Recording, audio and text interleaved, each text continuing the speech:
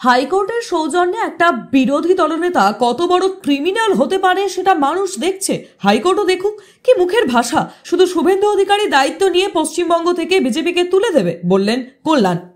শ্রীরামপুর গঙ্গা দর্শনে নিজ বাসভবনে তৃণমূল সাংসদ কল্যাণ বন্দ্যোপাধ্যায় বলেন, শুভেন্দু অধিকারীর নেতৃত্বে যে অরাজকতা তৈরি হয়েছিল নবান্ন অভিযানের নামে তা ভাবা যায় না।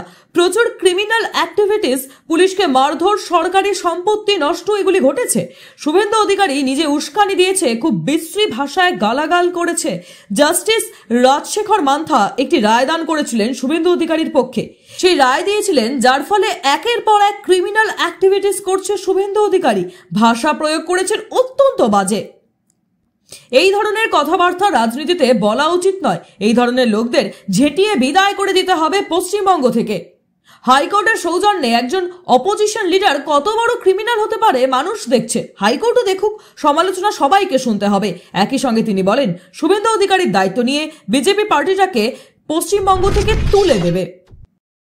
শুভেন্দু অধিকারী নিয়ে কি বলবেন? গতকাল শুভেন্দু অধিকারীর নেতৃত্বে যে অরাজকতা সৃষ্টি হয়েছে নবান্ন অভিযানে, তা ভাবা যায় না। প্রচুর ক্রিমিনাল অ্যাক্টিভিটিস, পুলিশকে মার, সরকারি সম্পত্তি নষ্ট, সব কিছু করেছে। তারপর শুভেন্দু অধিকারী তো নিজে প্রভোগ করেছে আর খুব বিশ্রী বিশ্রী ভাষায় গালাগাল দিয়েছে। জাস্টিস রাজশেখর মান্থা একটা ব্ল্যাঙ্কেট ইন্টিম অর্ডার দিয়েছিল শুভেন্দু অধিকারীর ফেভারে, যাতে কোনো এফআইআর না হয়। আজ তারই প্রভাবে, সেই অর্ডারের প্রভাবে একটার পর একটা ক্রিমিনাল অ্যাক্টিভিটিস করে যাচ্ছে, একটার পর একটা ক্রিমিনাল অ্যাক্টিভিটিস। ভাষা কি, গালাগাল কি! কোনো ভদ্রলোক এভাবে কথা বলে রাজনীতিতে? এদেরকে যারা এইসব পিক ফিক বলে, পিক সান বলে, এদেরকে ঝেঁটিয়ে বিদায় করে দিতে হয় পশ্চিমবাংলা থেকে, ঝেঁটিয়ে বিদায় করে দিতে হয়। জনতা দেখছে, মানুষ দেখছে, হাইকোর্টের সৌজন্যে একটা অপোজিশন লিডার কত বড় ক্রিমিনাল হতে পারে সেটা মানুষ দেখছে। হাইকোর্টও দেখুক, তারাও দেখুক তারা কোন লোকটাকে ইন্ডালজ দিয়েছে। সমালোচনা তো সবাইকে শুনতে হবে, তাদেরও দেখতে হবে। আর আমি একটা কথা আজকে বলে দিয়ে গেলাম, নরেন্দ্র মোদী, অমিত শাহ দেখে নেবে শুধু শুভেন্দু অধিকারী নিজের দায়িত্ব নিয়ে ভারতীয় জনতা পার্টিটাকে পশ্চিমবাংলা থেকে তুলে নিয়েছে, লিখে রাখে। ইলেকশনের জন্য যে আবার ভোটার তালিকা নিয়ে পশ্চিমবঙ্গ চালু করছে বিহারের মধ্যে, সেটা তো আমরা দেখছি, সেটা তো আমরা অলরেডি দেখছি। পার্টি থেকে একটা মামলা করা হয়েছে এটা নিয়ে, কালকে আসে মামলাটা, কালকে হবে 2 নম্বর কোর্টে মামলাটা, পার্টি থেকে মামলা করা হয়েছে, সেই মামলাও আমি দেখছি।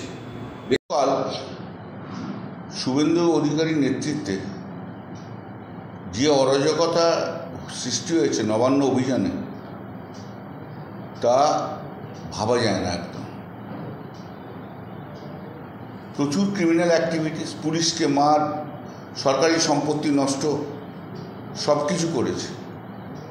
তারপর শুভেন্দু অধিকারী তো নিজে প্রভোগ করেছে আর খুব বিশ্রী বিশ্রী ভাষায় গালাগাল দিয়েছে।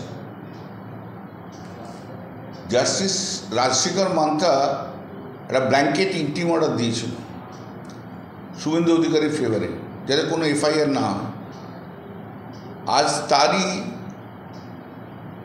প্রভাবে, সেই অর্ডারের প্রভাবে একটার পর একটা ক্রিমিনাল অ্যাক্টিভিটিস করে যাচ্ছে, একটার পর একটা ক্রিমিনাল অ্যাক্টিভিটিস। ভাষা কি, গালাগাল কি! কোনো ভদ্রলোক এভাবে কথা বলে রাজনীতিতে? এদেরকে যারা এইসব পিক ফিক বলে, পিক সান বলে, এদেরকে ঝেঁটিয়ে বিদায় করে দিতে হয় পশ্চিমবাংলা থেকে, ঝেঁটিয়ে বিদায় করে দিতে হয়। জনতা দেখছে, মানুষ দেখছে, হাইকোর্টের সৌজন্যে একটা অপোজিশন লিডার কত বড় ক্রিমিনাল হতে পারে সেটা মানুষ দেখছে।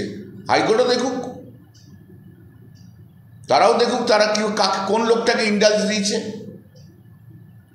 সমালোচনা তো সবাইকেই শুনতে হবে, তাদেরও দেখতে হবে। আর আমি একটা কথা আজকে বলে দিয়ে গেলাম, নরেন্দ্র মোদী অমিত শাহ দেখে নেবে, শুধু শুভেন্দু অধিকারী নিজে দায়িত্ব নিয়ে ভারতীয় জনতা পার্টিটাকে পশ্চিমবাংলা থেকে তুলে নিয়েছে, লিখে রাখে দেবেন। সেটা তো আমরা অলরেডি দেখছি, পার্টি থেকে একটা মামলা করা হয়েছে এটা নিয়ে, কালকে আছে মামলাটা, কালকে হবে 2 নম্বর কোর্টে মামলাটা, পার্টি থেকে মামলা করা হয়েছে, সেই মামলাও আমি দেখছি। দেখি মামলাটা হোক, তারপর কথা বলবো।